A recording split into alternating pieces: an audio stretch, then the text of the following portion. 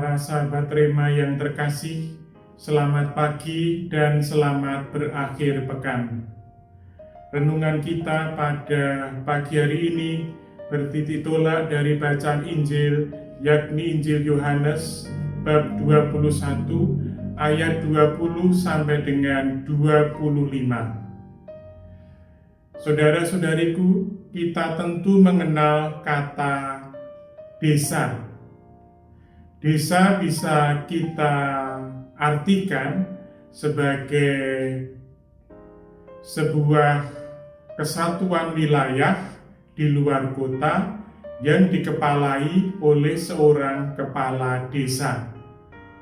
Dari sini kita bisa melihat bahwa definisi desa merupakan sebuah definisi yang netral.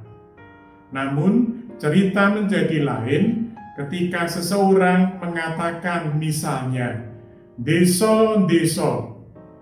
Di sini desa menjadi sebuah umpatan. Kata desa mengalami pendangkalan makna.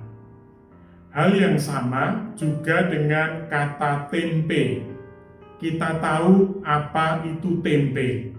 Tetapi ketika orang mengatakan dasar bermental tempe, maka di sini kita jumpai sekali lagi bagaimana kata tempe yang sebenarnya menunjuk pada bahan makanan sehat yang sekarang ini digemari banyak orang.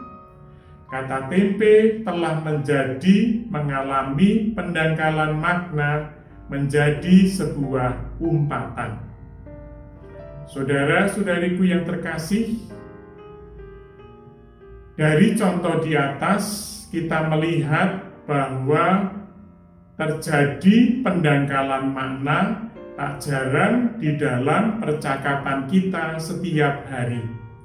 Hal yang sama perlu kita waspadai sebab pendangkalan makna ini bisa jadi juga bisa merambah ke bidang-bidang kehidupan yang lain.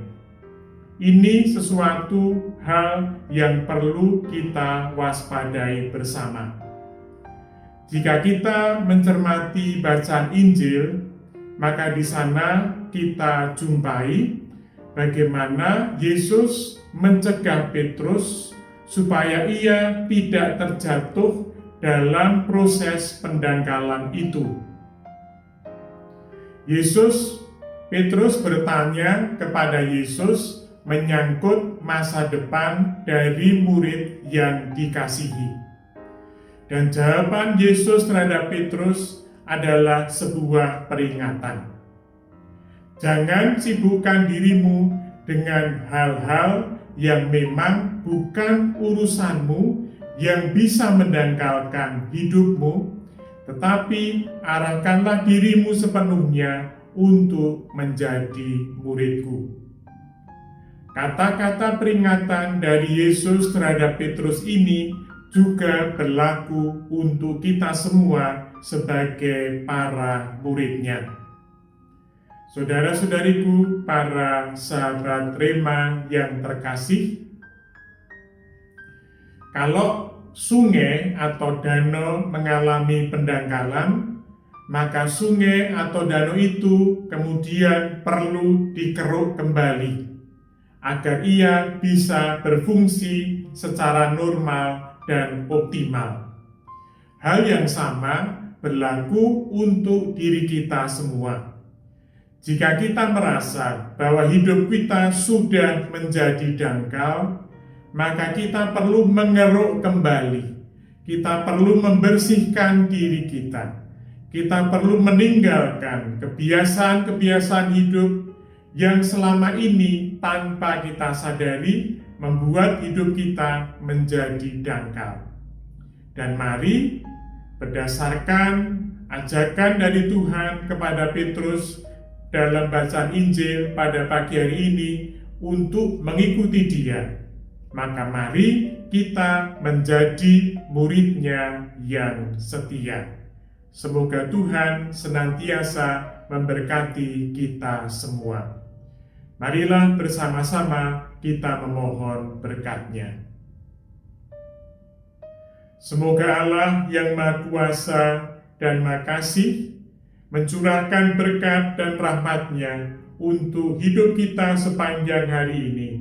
Dalam nama Bapa dan Putra dan Roh Kudus. Amin.